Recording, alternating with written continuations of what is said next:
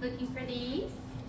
Fresh, steamy, crunchy, perfect apple turnovers? Or maybe these? Ready for guests, glazed and fully cool? Follow me and I'll show you how to make them in 30 minutes.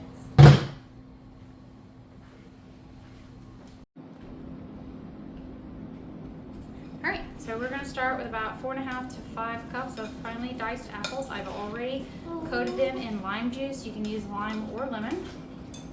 Mix together the citric acid, salt, sugar, and spices that'll be listed in the recipe below with proportions. If you have slightly more or slightly less apples and it just feels undersweet to you, when you taste test it, you can just add a little more sugar. Mix it up. Then we're adding our melted butter, about 4 tablespoons. 1 cup of raisins. You can use golden or regular. And it doesn't really matter what type of apples you use, whatever type you like to use. I use a combination of Granny Smith and red apples. This is 4 tablespoons of cornstarch. And lastly, you want a drizzle of molasses.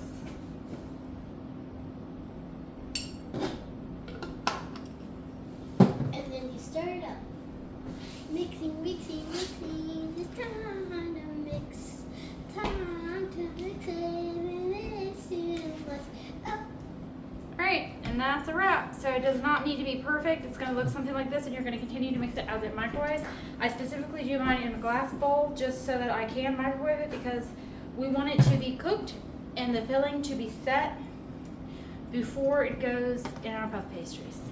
Alright, so while your mixture is microwaving, we're going to let it microwave, stirring it about every 3 to 4 minutes for up to about 15-20 minutes until it comes to about 150 degrees, which means the apples won't run in the oven.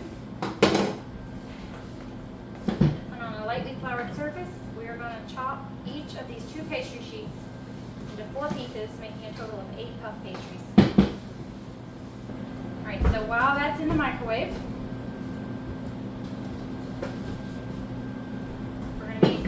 checking on it every 4 or 5 minutes and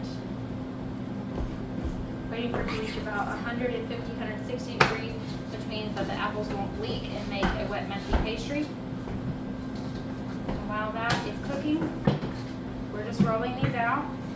Size is not exact. It doesn't have to be perfect. We just want these big enough and thin enough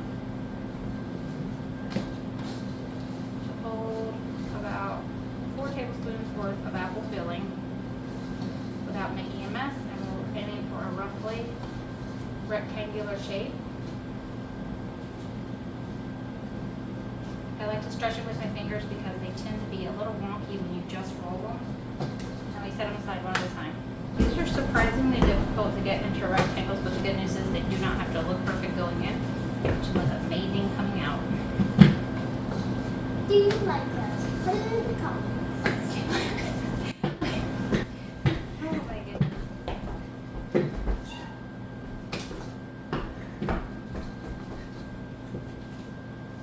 I mean, do you like us?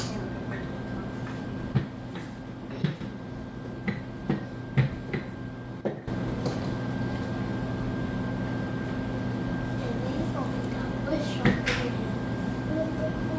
them. So good.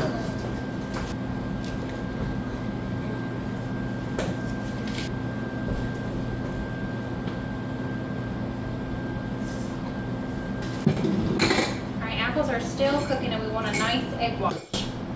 So I'm just going to save the yolk from 1 egg. It's going to be enough.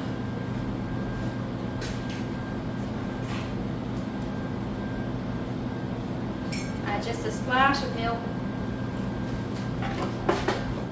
and whisk it together.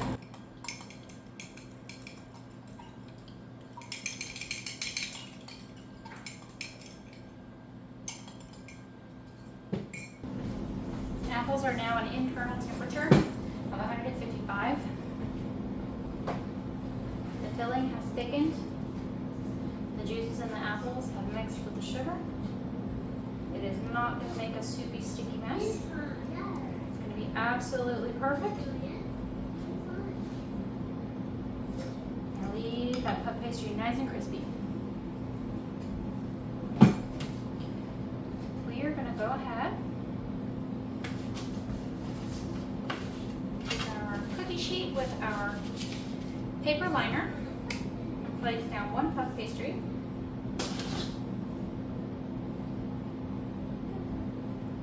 Just about 4 tablespoons of that filling.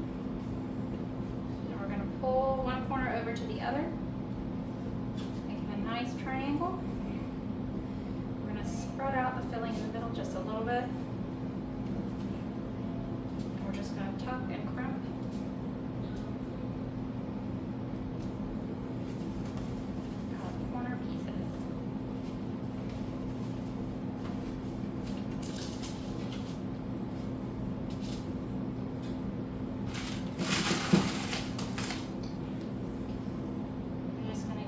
Nice little slits in the top.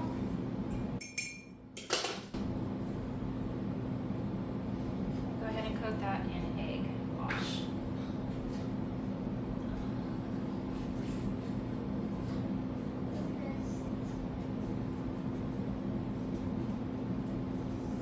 This is going to make the top extra golden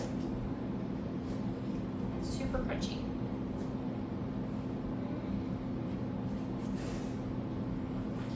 We're going to repeat that process for the remaining 8. Alright, so I never measure this, but you can if you want to. It's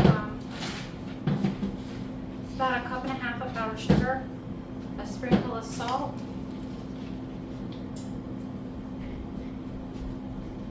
a teaspoon of vanilla, and a small drizzle of milk. You can add more powdered sugar if it's too thin, more milk if it's too thick. And we're literally just going to mix this together and set it aside for later, and we're going to put that on top of the turnovers with our glaze. I like my glaze to be just a tiny bit thick, like this, so that it doesn't want to come off the spoon. Then I heat it in the microwave just long enough to get it into a melty consistency. That way as it cools, you can refrigerate those turnovers and it won't glue to the bag. This is our first batch. Our second batch is in the oven. I moved one of them into another shape, as you can see. They are nice and crispy, fully cooked. And this is our glaze after about 20 seconds in the microwave.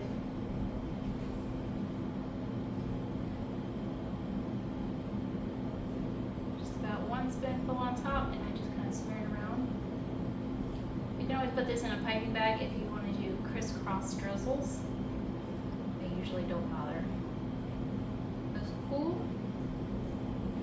They're going to be tangy, rich, creamy, spicy on the inside, crunchy on the outside, topped with self-stabilizing glaze.